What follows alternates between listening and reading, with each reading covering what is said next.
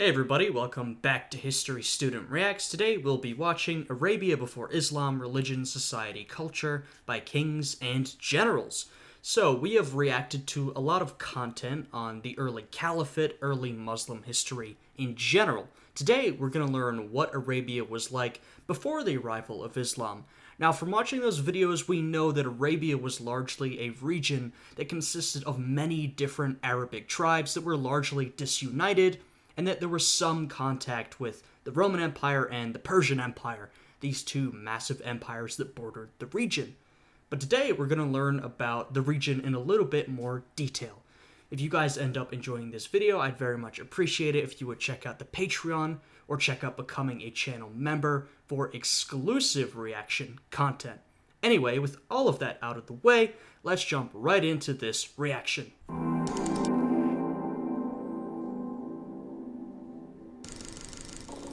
The Arab world is mostly identified with Islam, and for good reason. Islam was a catalyst of the biggest expansion of the Arabic people in history. This is very true, as we've seen from the early Muslim expansion series. As the Caliphate expanded and Islam expanded along with it, the people who primarily carried those Islamic values, religion, culture along with them were the Arabs. It was by this method that Arabs spread throughout the world. North Africa, into Asia, really throughout the known world at the time. And so, it makes a lot of sense that Arabs and Arabia is very closely associated with Islam, because upon the rise of Islam is when the Arabs really started to get around everywhere. Now, there were certainly Arabs in a lot of different places before Islam, but, the rise of the Caliphate and the rise of Islam is what really brought the Arabic world together and allowed it to sort of exert itself on the rest of the world. It paved the way for the establishment of arguably the most powerful empire of its time, the Islamic Caliphate, which at its zenith ranged from Spain and North Africa in the west to Central Asia and the Indian subcontinent in the east. The Caliphate managed to be one of the most dominant political, military, scientific, and cultural centers of the world for several centuries, while the religion of Islam remains one of the most important political and societal forces globally. But what was there before Islam? How did Arab people live, rule themselves? What did they believe in? Welcome to our video on Arabia before Islam. Alright. History is often complicated, but male hygiene isn't, mostly because... Alright, and here we go with the sponsorship. So, same as always, please go and check out this video by Kings and Generals. It's linked in the description below. Go and check out their sponsor. Their link is on the screen right now. Leave them a like, show them support for making these fantastic videos. Gentlemen, pre-Islamic Arabia was mostly a nomadic society. Inhabited by constantly moving tribal units. And this is what we've heard before. A lot of different nomadic tribes that weren't really united with each other. There was often conflict between them. And sort of at the edges of Arabia, I think there were some more perhaps powerful or more well-known tribes that would collaborate with the Sassanids or the Romans. These Bedouin tribes, some of which maintain their traditional nomadic lifestyle to this day, had been the most significant political unit of the Arabian Peninsula, with constantly shifting alliances, never-ending warfare, and rare occurrences of organized and centralized statehood. These tribes placed heavy emphasis... And, to be fair, it makes sense. It makes a lot of sense when you look at the environment, the geography. A lot of Arabia is a desert. We can look sort of at the same thing in the Sahara or Sub-Saharan Africa. There were a lot of nomadic peoples in these regions.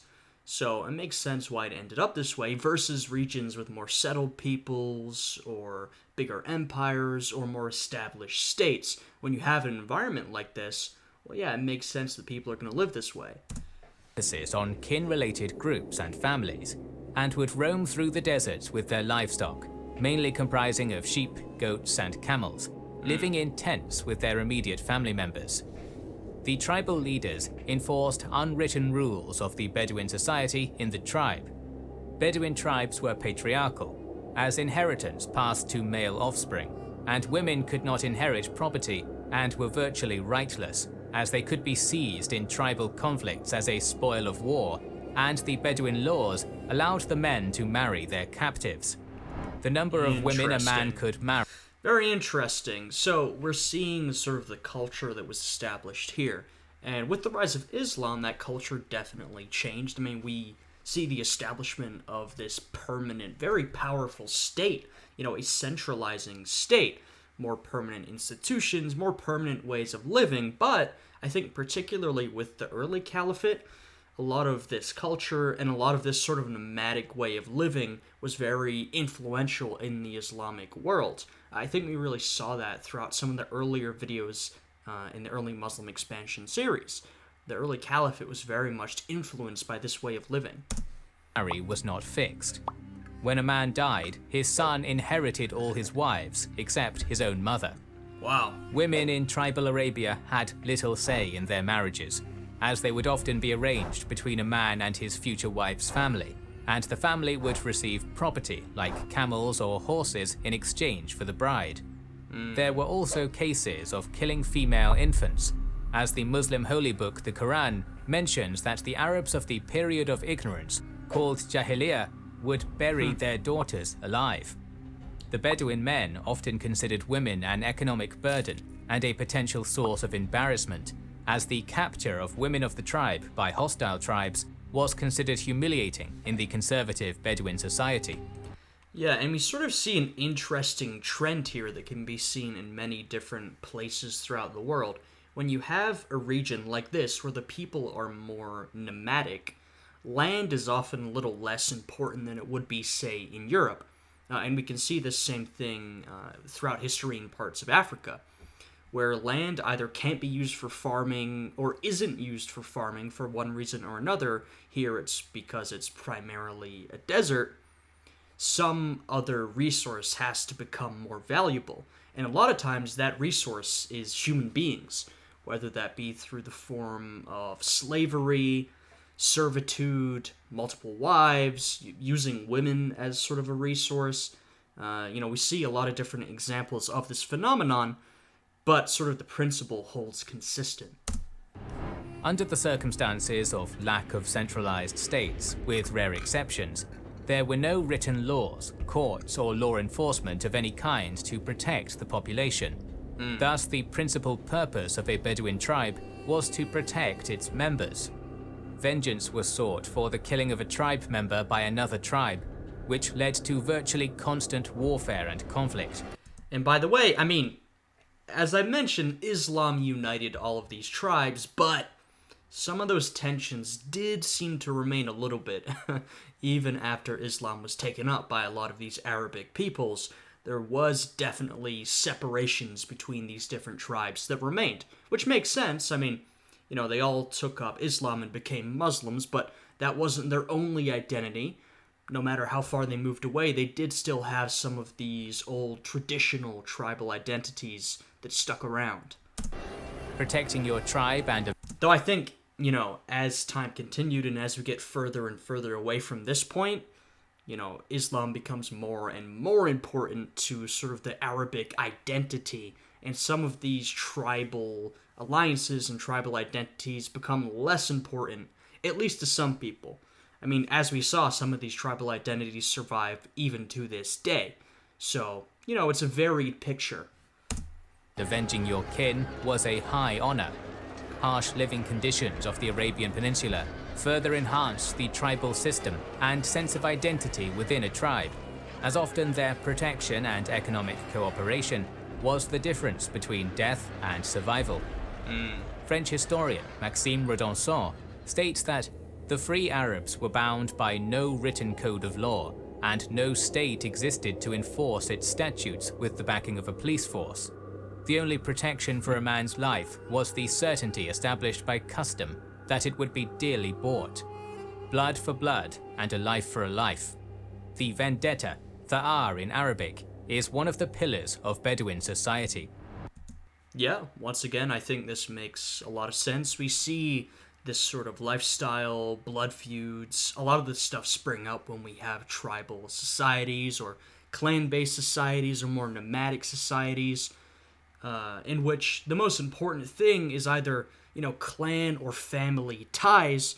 One's honor is important, one's reputation is important, and this can lead to a lot of physical violence, and particularly retributive physical violence. You have to respond if someone commits some sort of, grievance against you or your family or your tribe. Austrian historian Gustav E. von Grunebaum reiterated this and described the state of affairs in Arabia in the century before the rise of Islam as tribal guerrilla fighting, all against all. Tribes would fight against each other, attack and plunder caravans and sedentary settlements, as lawlessness was the law of the land in most of Arabia. Caravans and sedentary settlements would pay tribute to the raiding Bedouin tribes to avoid their attacks.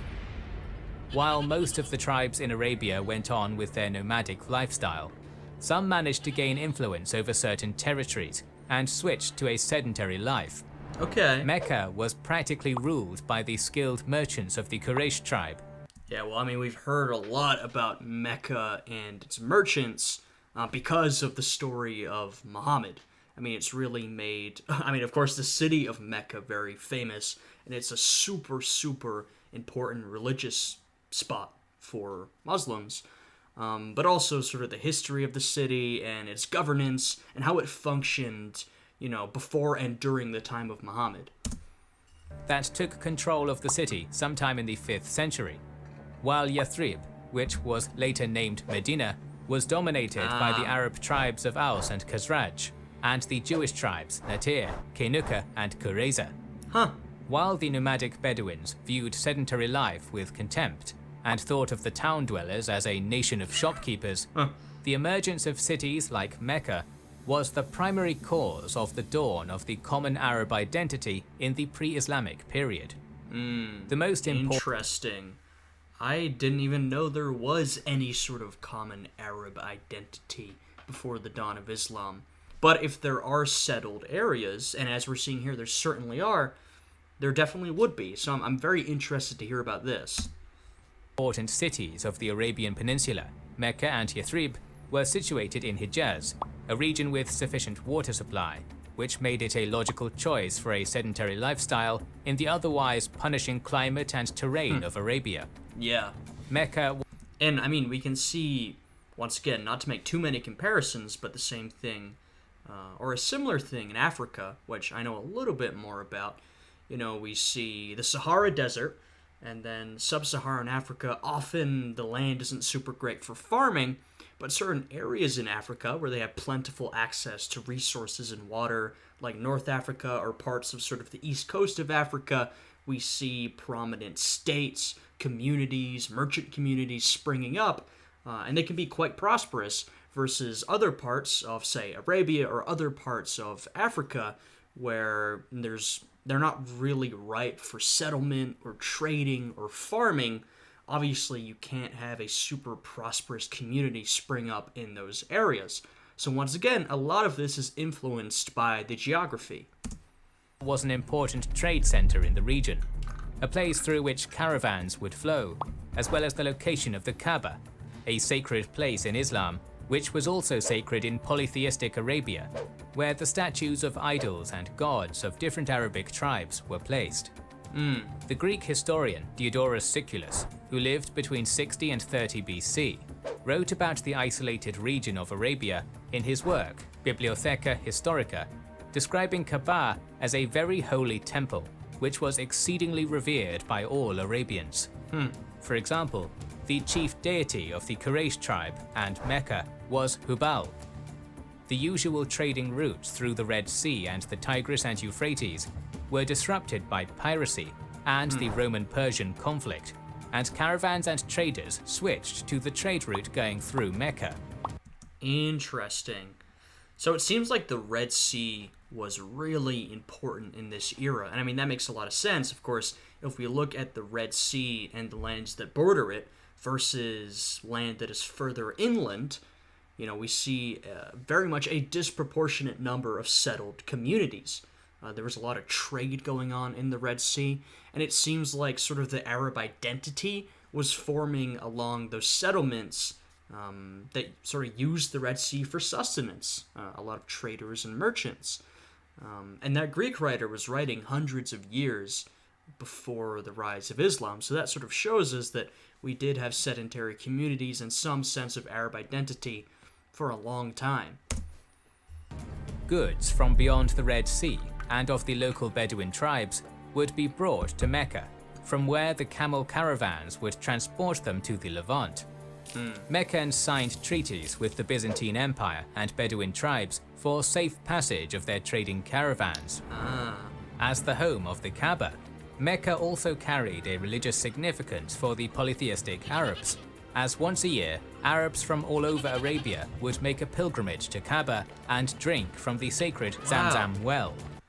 It's very interesting to learn that this was an extremely sacred site before Islam, and it has become one of, if not the most sacred sites of Islam. So there's a bit of continuity there, which, when you think about it, actually does make sense. A lot of times, if we see the introduction of a new religion, particularly one of these big religions like Christianity or Islam, they will take traditions, religious sites, holidays that were celebrated by the local people before with their sort of local religions, and they will adapt them to become Christian or Muslim.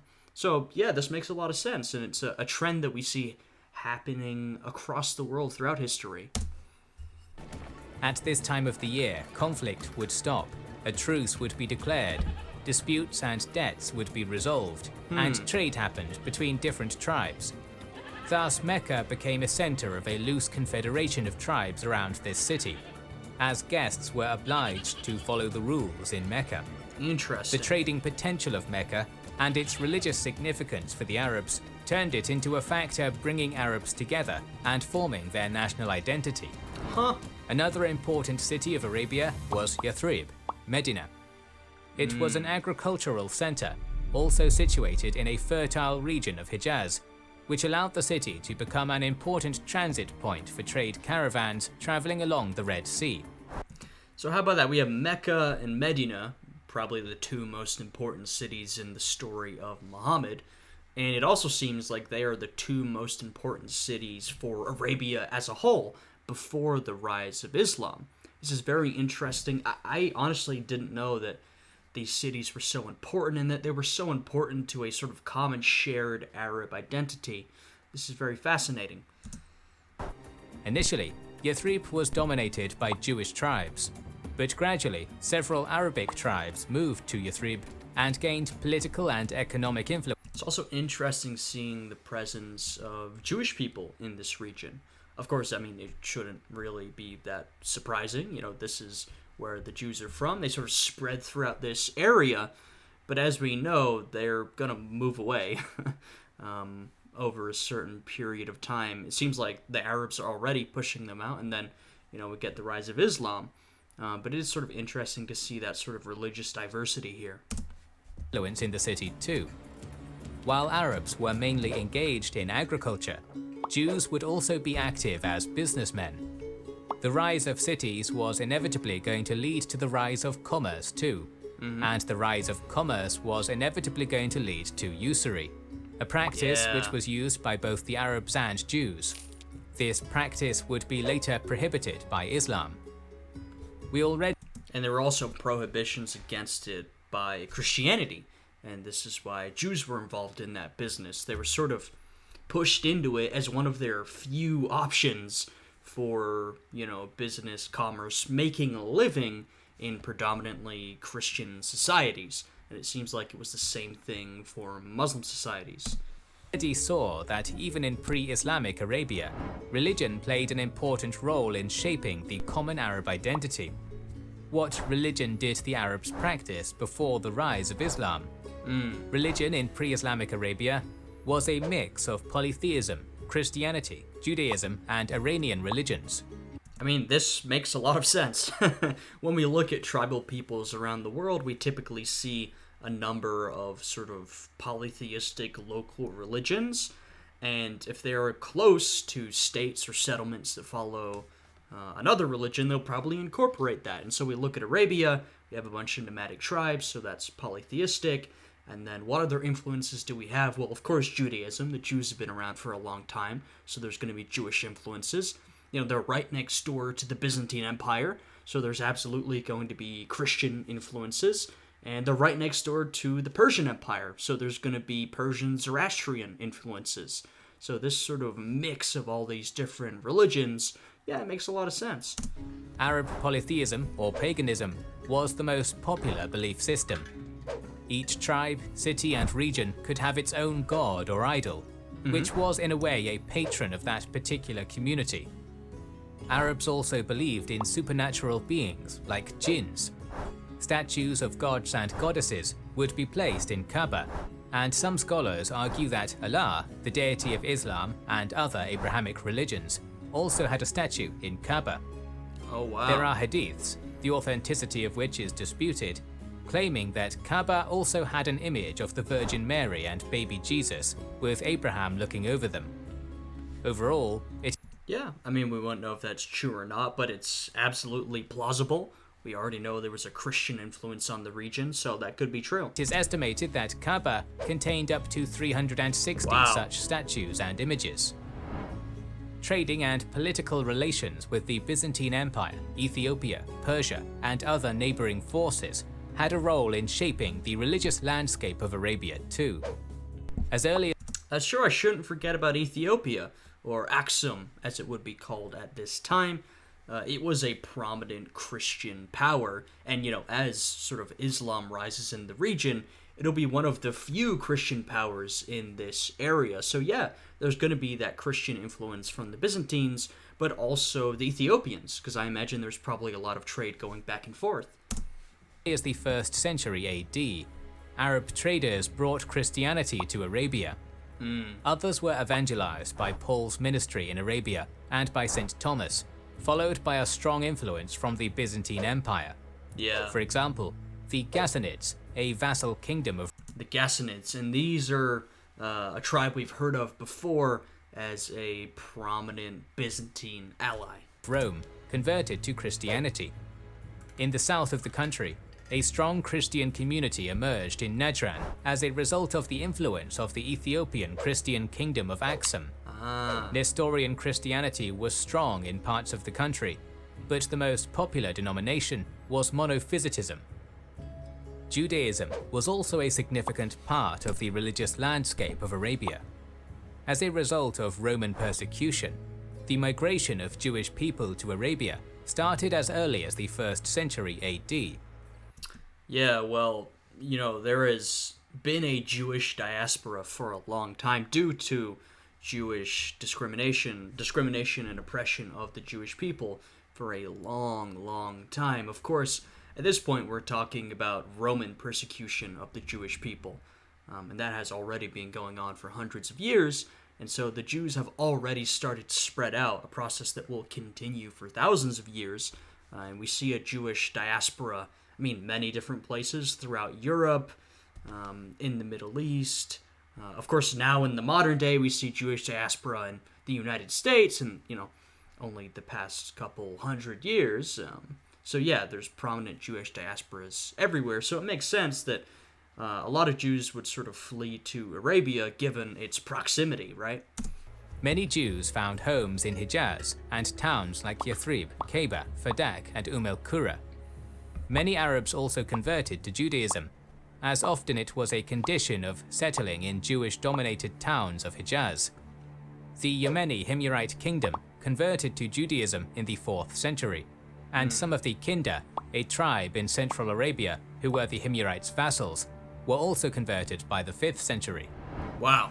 So, I will say, having a kingdom or state that has converted to Judaism is extremely rare. Think to yourself, can you think of any states throughout history that have been explicitly Jewish? Obviously you have Israel today, but excluding that, which was created for that express purpose, a lot of these kingdoms and states that we see in the ancient times, medieval ages, up until modern times, if they convert, and a lot of these conversions are for political reasons, they will convert to some form or another of Christianity or to Islam, because, these are sort of the two most powerful religions for a lot of history. I mean, a lot of medieval to modern history. Sources also inform about a monotheistic religion centered around the worship of a single god of the Abrahamic religions, but apparently it was not affiliated with Christianity or Judaism, and was probably centered around the prophethood of Abraham. Followers of this religion were called Hafini people, and they rejected the idolatry and paganism of the majority of Arabs, sharing some of the features of other Abrahamic religions, like the prohibition of pork. The scope of expansion of the Hafini people is unclear, but according to some Islamic sources, the Prophet of Islam, Muhammad, and some of his future companions belonged to this religion. Now this is very interesting. So we're kind of seeing what could be an influence on Islam. Now that's fast. I mean, obviously, Islam is one of the Abrahamic religions, right? So we have Christianity, Judaism, and then later the emergence of Islam. So we already are familiar with that influence. But right here, we're getting an even more specific look on sort of, where Muhammad came from, his community, his identity, and where Islam could have sort of emerged. Arabia also had a small minority following Iran-based religions like Zoroastrianism, Mazdaism, and others, spreading under Persian influence. Yep, and Zoroastrianism was the religion of the Persian Empire until, it was taken down by the Caliphate, and then, to this day, it has been thoroughly Muslim. I mean, Iran is a very Islamic country today, right? But once upon a time, that was not the case. Earlier, we mentioned how in the pre-Islamic period, Arab statehood was relatively rare, as Arabia constantly moved from tribal anarchy to loose state organizations and back again. But there have been a number of notable states in Arabia in the pre-Islamic period mentioned in Greek, Roman, Mesopotamian, and Persian sources, and oral Arab traditions later recorded by Islamic scholars. According to the Arab classical writers, Arabs divided themselves into the Yemenites, the South Arabs descended from Qatan, and the North Arabs descended from Adnan. And, I mean, I'm not that familiar with Arabia today, but there does kind of seem to be a bit of division. I mean, if you look at a map of the region, you have a lot of this is Saudi Arabia, and then we do have a couple of countries sort of along the bottom and on the eastern portion. So it does seem like there is still a bit of separation, at least on a state level. It is interesting that these two groups had certain distinctions, and the existence of statehood and political systems were among them. South Arabia, Yemen, had more established states, and all of them were ruled as monarchies. In the north, loose tribal confederations or de facto city-states like Mecca were a more prevalent form of statehood. Yeah, I mean, like I said, I don't know much at all about this history, but I have heard of, throughout history, several states sort of in the, I guess what would be the modern-day Yemen-Oman area, particularly Yemen. I think Yemen, in one way or another, has a pretty old history of statehood versus sort of, I guess, the center part of Arabia, the most desert area, where there seems to be much less state formations. Though, of course, from the rise of Islam, if you ever look at a map, it's like, well, that's sort of the center of the Caliphate or the center of some Islamic empire. So, yeah, this is all very interesting. Such states were ruled as oligarchies and aristocracies. The south was considered more advanced, as it was the key route of trade in Arabia, prior to the emergence of Mecca as an alternative, and had a higher degree of contact with outsiders such as Ethiopians. Yeah, well, I know there was a lot of trade between South Arabia and sort of the east coast of Africa. So we're talking, Ethiopia, Somalia, further down the coast. So there did seem to be a little more commercial contact there. From the 4th century onwards, a reverse process started, as many southern tribes migrated to the north and underwent northern influence. The South Arabian script vanished, and North Arabian proliferated in Arabia. The Thamud tribe, or tribal union, was one of the first recorded states in Arabia, which was a prominent force in northwestern Arabia according to the Assyrian sources related to the 8th century BC, and were later used as auxiliary forces by the Roman Empire according to the Roman sources. In the 3rd century BC, the Greek scholar Eratosthenes mentioned Minoans, Sabaeans, Katabanians, and Hadramites as the main people inhabiting the Arabian Peninsula. Yeah, I mean, unsurprisingly, we have a lot of different peoples, different states over time. We have a long history to look at, and unfortunately, most of it is not written down. I mean, first off, this is ancient history. Our sources for any ancient history are always really spotty, but second off, this is a nomadic people. There's always less writing of stuff down than in comparison to sedentary societies. So, there's a ton of stuff going on, a lot of history, a lot of different societies, and most of them we will not know about. Historians mention the independent Sabaean kingdom situated in present-day Yemen, which was later conquered by the Himyarite kingdom around 280 AD. The Himyarite kingdom was one of the most prominent pre-Islamic states of the Arabian Peninsula. Yeah, they popped up a couple of times. It was ruled by a monarch, but in practice, the power of the state was shared with regional governors, which had a high degree of autonomy, a system akin to medieval-era European kingdoms. By the early 4th century AD, the Himyarite kingdom ruled over southern Arabia and expanded north to Najran. Originally polytheistic Himyarites became monotheistic sometime in the 4th century with a belief in the Abrahamic God. At the end of the 5th century, the Himyarite king, Abu Kariba, adopted Judaism as his faith. His son Yeah, we heard about that earlier, which, like I said, is very interesting.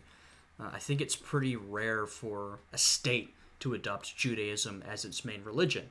I think there are very few examples, and this would be one of them. and successor, Yusuf Dunuas, was even more zealous, as he started persecuting Christians living in the kingdom. Wow. This proved to be the undoing of the Himyarite dynasty, as Dunuas was either killed or committed suicide after being defeated by the Christian coalition of the Ethiopian kingdom of Aksum, the Byzantine Empire, and South Arabian Christians in 524. Yeah, that was probably a bad idea, given, your location. I imagine, one, a lot of your trade and your close relationships will be with Aksum. You're very close. And then given the power of the Byzantine Empire, I'm sure you have a lot of trade and connections to the Byzantines as well, or at least to Byzantine allies. So, converting to Judaism, that's probably fine. I mean, I'm sure they wouldn't love it, but if you start oppressing and persecuting Christians, the Byzantines and the Ethiopians are not going to be happy about that. Christian Ethiopians then took control of South Arabia, built a church in Sana'a in an attempt to attract pilgrims, and hence trade to Sana'a in place of Mecca. This caused a conflict between Abraha, the Ethiopian viceroy in Yemen, and Mecca, mentioned in the Quran. Apparently, Abraha used war elephants against Mecca, but was unsuccessful and had to turn back. Wow, this is very fascinating, and I don't do too much Ethiopian history. I have a members-only / patrons-only series on Ethiopian history that was very interesting, and you can check out by joining the Patreon or becoming a channel member. But aside from that, I don't do too much Ethiopian history. This is sort of showing me that, if we're looking at this region, Ethiopia was one of the big dogs, or Aksum, as it was called at the time. It is a pretty prominent power in this region, which makes sense because, as we're talking about, if we look at this entire sort of Red Sea region, Arabia, and then, of course, on the western side, we have Africa, sub-Saharan inland Africa. There's not a lot of powerful states in these regions. If we go further north, yeah, sure, we've got a lot more powerful states throughout history. Egypt is only one example.